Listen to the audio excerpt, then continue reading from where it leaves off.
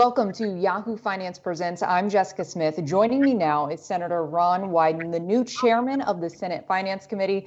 Mr. Chairman, thanks so much for joining us. Thanks for having me again.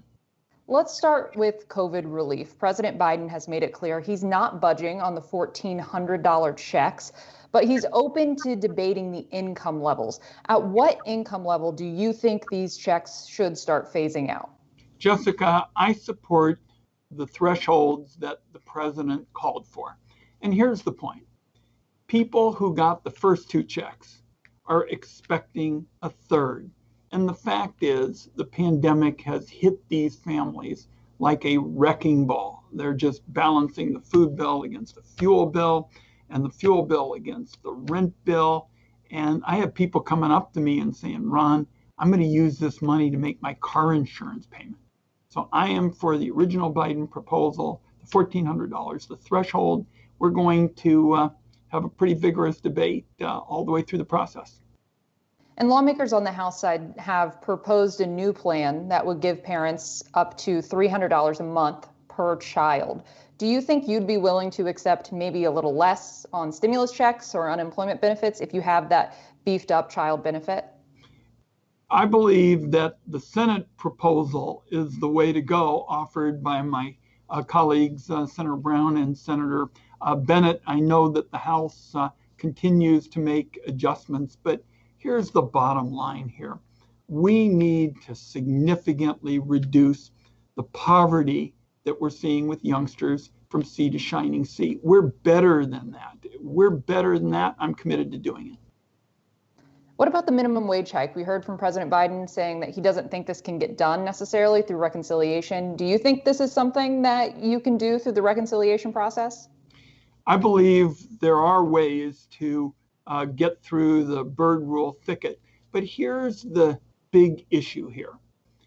We know that when we get vaccinations, the economy is going to pick up. I think we'll see workers come back to the workforce. Their wages will be up. They deserve a wage that allows them to pay rent, buy groceries, pay for essentials. I support the proposal.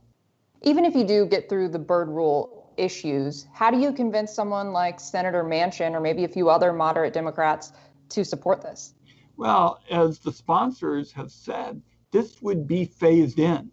People have been wondering exactly how it would work. And some people said, well, we can't do it in 20 minutes. It's phased in. Bottom line, do you think before we hit this unemployment benefit cliff in mid-March that we're going to see a bill on the president's desk? Bottom line is anything else would be absolutely unacceptable. To have those workers in the middle of March, because the benefit runs out March 14th, fall into another economic abyss would just be wrong. And I'd also point out that I wrote the original unemployment package, which allowed for an extra $600 per week, covered the new workers, gig workers, the self-employed, independent contractors. And that was at a time when we had fewer virus cases than we do now. I know we've talked before how you want to stop these cliffs. You want to avoid these unemployment cliffs that we keep seeing every few months. Do you think you're going to be able to get that done as Senate Finance Chair? I was very pleased that at our urging, President Biden chose to make a specific note in his most recent economic statement when he was outlining the proposal that he wanted to get this done. He knows that it is absurd to just be plucking these arbitrary dates out of the air. Arbitrary, by the way, picked by Mitch McConnell, so that Mitch McConnell will have more leverage over the debates. And it's time to tie the benefit to economic conditions on the ground. And I've been talking to my Republican colleagues. They've said, look, Ron, we understand the need for a real benefit, the kind of benefit you're talking about when big numbers of folks are out of work. What's going to happen as the economy gets better? Well, under our proposal, the benefits then taper off. I wanted to switch gears just a little bit to another issue that you're working on, and that's cannabis reform. You, along with Senator Booker and Leader Schumer, are working on this issue. Can you tell me what you hope to accomplish and where you stand on these discussions? what we're trying to do is to end the failed federal policy on cannabis. And it starts with the prohibition. What we're talking about in our efforts, the three of us, Senator Schumer, Senator Booker, and myself, is we want to get rid of the prohibition, and then we want to have sensible regulatory oversight. We want to have sensible tax policy.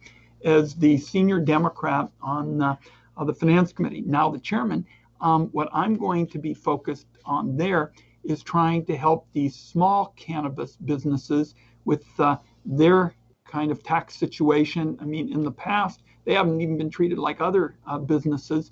And I also want us to finally recognize that the war on drugs has failed and expunge the records of so many people who are hurt by it. You said you're focused on the tax issues here with Senate Finance. I mean, what kind of economic impact would this have if marijuana is legalized?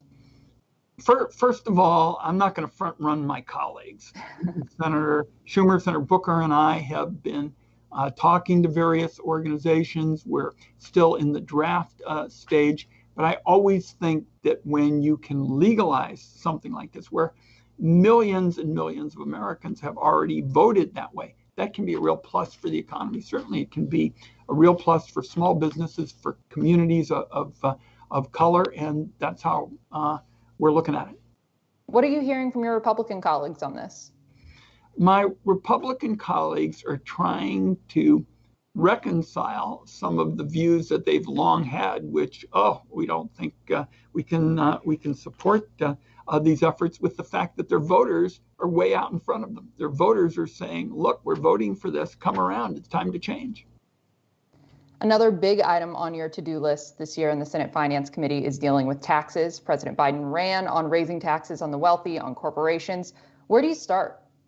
You start with the fact we've got two tax codes in America. What I'm telling people is you could have a nurse, for example, in Coos Bay, Oregon, on the beautiful Oregon coast, treating COVID patients. And that nurse pays taxes with every single paycheck, every one. And then you have somebody who's really well connected, has great lawyers and great accountants, and to a great extent, their taxes are optional. They can really pay to a great extent when they feel like it. I want to change that. Everybody ought to pay their fair share. So in the past, you've called for revamping the way capital gains are taxed. Your plan that you proposed in 2019 would tax unrealized gains each year for high earners. Is that something you're going to pursue this Congress? Let me give you an example of what I'm talking about. We recently looked at some published reports, and their data sets are associated with it, that said something like 600 billionaires recently, if they had been paying taxes during the pandemic at regular rates, the kind of rates that we have today, it pretty much could have covered the stimulus checks. So we've got to have a system that ensures that everyone pays, and it ought to give everybody in America the opportunity to get ahead. That's what I'm looking at. So would that mean you would consider that mark-to-market approach again?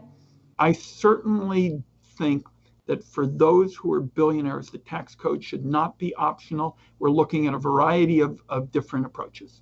Is Senator Warren's wealth tax one of those approaches? I know she said, as a new member of your committee, she's going to introduce that legislation. Senator Warren has been a champ for working families, and her ideas are important. We've got a lot of members with important ideas. And look, Senator Warren shares my view that if you have a nurse, who's paying taxes with every single paycheck, and you have people who are well connected and they're to a great extent doing something very differently and not paying for long periods of time, that's not right. With a 50-50 split in the Senate, do you think we should expect another reconciliation bill for the next fiscal year with tax hikes in it? Certainly, we've already been voting on that issue. I supported the Rubio amendment. We're not going to have tax hikes during the pandemic. I also support President Biden's proposal with respect to $400,000. I think those are going to be the key criteria. My last question, really quickly, impeachment is getting started, the impeachment trial. Do you think there's any chance that 17 of your Republican colleagues vote to convict? I'm a juror, so I'm not going to get in the position of predicting this or predicting that.